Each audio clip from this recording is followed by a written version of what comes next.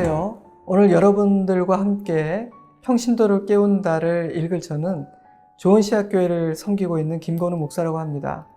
오늘 저는 2부 세상으로 보냄받은 교회 중에서 8장 교회의 사도적 본질, 그리고 9장 교회의 존재 이유를 함께 읽으려 합니다. 교회의 사도적 본질, 사도성은 제자훈련이 교회의 본질에 근거를 둔 본질적인 사역이며 포기할 수 없는 사명임을 확신할 수 있는 가장 중요한 기초가 됩니다. 하지만 옥 목사님은 전통적인 개혁주의 신학의 교회론이라는 카테고리 안에서 시원한 대답을 찾을 수가 없었습니다. 성성, 거룩성, 보편성이라는 세 가지만이 교회의 본질로 언급될 뿐이었고, 사도성이라는 주제가 언급된다 할지라도 그 의미를 축소하여 부분적으로 다룰 뿐이었습니다. 고민에 빠져있던 옥하는 목사님에게 당시 유학 중이셨는데요, 빛을 비춰주었던 한 권의 책이 있었습니다. 가톨릭 신자이면서 개신교로부터도 좋은 평가를 받고 있었던 한스 퀼의 교회론이었죠. 그의 교회론을 통해 옥 목사님은 지상교회는 사도의 계승자로서 세상으로 보냄받은 사명자라는 사실을 확신할 수 있었습니다. 평신도를 깨우는 일은 주님께로부터 받은 엄중한 명령임이 분명했죠. 교회는 본질적으로 사도들의 터 위에 세워져 있기 때문입니다. 개신교 신학자들 다수가 사도성이라는 주제를 터부시하거나 축소하여 다루는 데에는 사실 그만한 이유가 있었습니다. 교회의 사도성은 주 325년에 만들어진 니케아 신조에서 교회의 4가지 속성 중 하나로 확정되었는데요.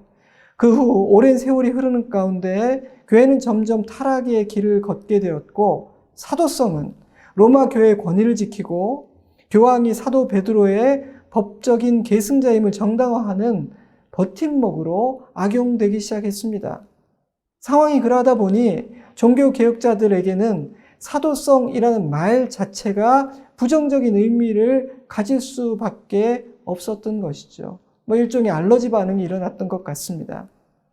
하지만 사도성은 그런 이유들로 인해 쉽게 약화시키거나 포기해버릴 수 있는 주제는 아니었습니다. 사도성은 예수님께서 사도들을 세상에 보내시고 그들의 터 위에 당신의 몸된 교회를 세우셨다는 사실에 기초하고 있기 때문입니다. 제가 성경 두 구절을 읽어드리죠. 요한복음 20장 21절, 예수께서 또 이르시되 너희에게 평강이 있을지어다. 아버지께서 나를 보내신 것 같이 나도 너희를 보내노라. 에베소서 2장 20절, 너희는 사도들과 선지자들의 터 위에 세우심을 입은 자라. 그리스도 예수께서 친히 모퉁이 돌이 되셨느니라. 사도들은 부활하신 주님을 직접 목격한 증인으로서 모든 족속들에게 예수 그리스도의 복음을 증거하기 위해 예수께서 친히 파송하신 사람들이었고, 교회는 그러한 사도들의 증거와 사역 위에 세워지게 됩니다. 그런 의미에서 사도는 교회의 시작이며 기초석이 되었고요. 그 사실에 근거하여 교회가 사도적이다, 이렇게 말할 수가 있는 것입니다. 그런데 한스 퀼은 사도성은 단지 교회의 본질 중 하나가 아니라 교회의 모든 속성들 중에서 가장 기본이 되고 기초가 되는 속성이라고 말하고 있습니다. 제가 인용하겠습니다. 참된 통일, 참된 보편성, 참된 거룩성은 무엇인가? 4번째 수로가 결정적인 기준을 결정해준다. 즉, 사도적인 교회일 때만 하나의 거룩하고 보편적인 교회가 될 수 있다는 것이다. 통일성과 거룩성과 보편성이 아닌 사도와 관련되어 있는 교회, 이런 의미에서 사도적 교회가 중요한 것이다. 사도직은 독특한 것이기 때문에 반복될 수가 없습니다. 그러므로 로마 카톨릭이 교황 개인이나 제도상의 교회가 사도직을 계승할 수 있다고 주장하는 것은 엄청난 오류죠. 그렇다면 누가 사도의 계승자가 될 수 있는 것인가? 한스 퀼은 소수의 개인이 아닌 모든 교회, 전 교회가 그 계승자라는 명쾌한 답을 내놓습니다.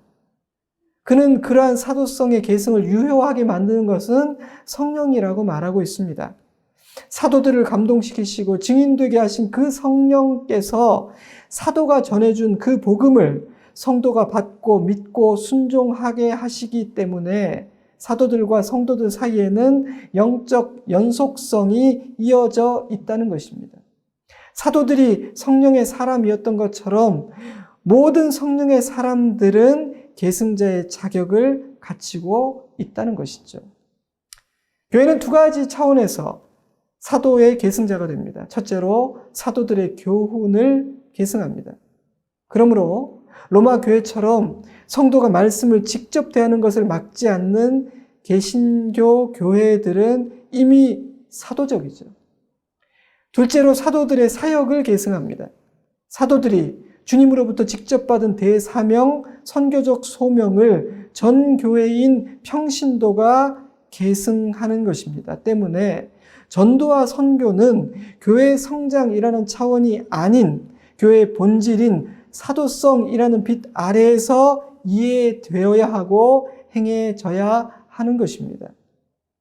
지상교회가 사도들의 사역을 계승하는 일이 얼마나 본질적인 과제인지는 신약 성경에서 하나님의 뜻이라는 말이 절대적으로 복수형이 아닌 단수형으로 사용되고 있다는 사실로 증명이 됩니다. 하나의 목적으로 집중된 하나의 하나님의 뜻은 세상을 구원하는 것입니다. 그러므로 교회는 모든 사람이 구원을 받으며 진리를 아는 데 이르기를 원하시는 하나님의 뜻에 일치하는 교회가 되기를 힘써야 하는 것이죠. 또한 성령께서 행하시는 일이 사도성이 교회의 본질이라는 사실을 확증해 줍니다. 성령 하나님은 영혼을 구원하는 일에 모든 성도들을 부르시고 그들을 무장시키시고 그 사역에 있어서 능력이 되어 주시기 때문입니다. 사도행전 2장 11절입니다. 우리가 다 우리의 각 언어로 하나님의 큰 일을 말함을 듣는도다. 오순절에 임하신 성령 하나님은 그곳에 모인 성도들의 입을 열었고 하나님의 큰 일을 말하게 했습니다. 복음을 증언하게 하셨죠. 왜 그런 일을 행하셨을까요? 바로 그것이 그들이 부름받은 이유요, 그들의 사명이었기 때문입니다. 그러므로 나는 평신도이기 때문에 그러한 소명과는 아무런 관계가 없다라는 생각은 잘못된 생각입니다. 그런데 지상교회가 사도의 계승자로서 세상으로 보냄받은 사명의 공동체라는 사실을 강조하다 보면 교회가 할 일은 오직 전도와 선교뿐이라는 오해를 할 수가 있습니다. 하지만 교회에는 복음을 증거하는 소명과 연계된 중요한 역할들이 있어요. 교회는 하나님의 영광을 위해 존재한다. 간략하지만 정확한 대답입니다. 하지만 조금 더 구체적인 설명이 필요한 것 같아요. 하나님의 영광을 위해 존재하는 교회는 무엇을 해야 하는가? 교회는 어떤 공동체인가? 첫째로 교회는 예배하는 공동체입니다. 하나님께서 세상 가운데에서 교회를 불러내신 이유는 하나님의 이름을 위하여 살게 하고 그 이름에 합당한 영광을 돌리도록 하기 위함입니다. 그러므로 교회의 첫 번째 의무는 예배입니다. 예배. 참된 예배의 본질은 형식이나 순서가 아닙니다. 만약 그랬다면 성경이 그 주제를 자주 충분하게 다루고 가르쳤겠죠? 근데 그렇지가 않아요. 그러므로 특정한 순서나 화려하고 다양한 악기, 웅장한 성가대가 있어야 하는 것은 아닙니다. 요즘 논란이 되는 대면이냐 비대면이냐라는 질문도 본질적이고 핵심적인 질문도 아니죠. 예배의 본질은 하나님과의 올바른 관계이며 하나님의 본성과 인격과 성품에 합당한 자세와 삶입니다. 특정한 순서와 형식을 갖춘 공적인 예배만을 예배로 생각하는 경향이 있습니다만 예배의 본질은 하나님을 기쁘시게 하는 것입니다. 그러므로 소수의 사람들이 모여서 성경을 배우고 은혜를 나누고 간증하고 서로 섬기는 자리야말로 오히려 더 진정한 예배가 될 수 있는 것입니다. 기억해야 할 사실은 교회는 모든 성도들을 진정한 예배자로 세워가야 한다는 것입니다. 왜냐하면 참된 예배자들만이 참된 예배를 드릴 수 있기 때문입니다. 교회 훈련이 필요한 중요한 이유 중 하나죠. 훈련의 목적은 참된 예배자를 만드는 것입니다. 둘째로, 교회는 세상을 구원하기 위해 존재합니다. 교회는 그리스도의 증인입니다. 베드로전서 2장 9절 말씀을 보면 믿는 자는 누구나 왕같은 제사장이라고 말하고 있죠. 제사장에게는 4가지 특권이 있습니다. 하나님께로 직접 나아가는 특권, 영적 제사를 드리는 특권, 말씀을 전하는 특권, 중보하는 특권입니다. 교회는 이러한 특권으로 세상을 섬깁니다. 단지 몇몇 목회자만이 아닌 모든 성도에게 이러한 특권과 사명이 주어졌습니다. 마지막 셋째로, 교회는 성도를 양육하고 훈련하기 위해서 존재합니다. 이런 차원에서 교회는 자녀를 품에 안고 양육하는 어머니와도 같습니다. 사실 목회란 가르쳐 지키게 하라는 주님의 명령에 대한 순종입니다. 때문에 모든 예배, 모든 설교, 신방, 성경 공부, 양육, 훈련, 그 모두는 성도를 양육하고 훈련시키는 일에 쓰임 받아야 합니다. 양육과 훈련은 교회의 본질과 사명에 근거한 핵심적이고 본질적인 사역인 것입니다. 이러한 3가지 교회의 존재 이유는 따로 노는 독립적인 것이 아니라 서로 밀접하게 연관되어 있습니다. 때문에 하나가 약화되고 부실해지면 다른 것들도 영향을 받게 되죠.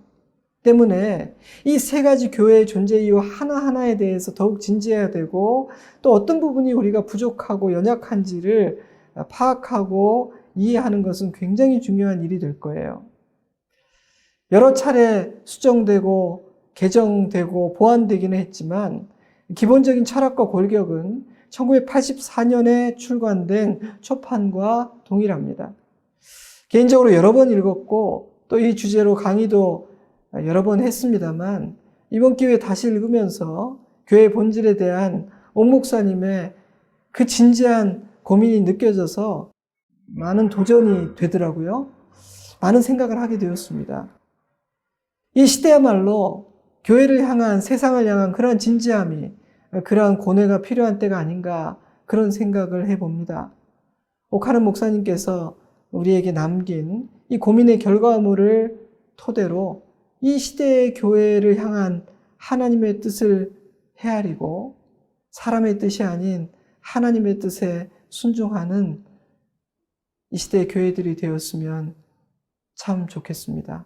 오늘 함께 평계를 읽은 우리들에게부터 그런 일들이 시작되기를 바랍니다. 감사합니다. 또 다음 시간에 뵙도록 하겠습니다.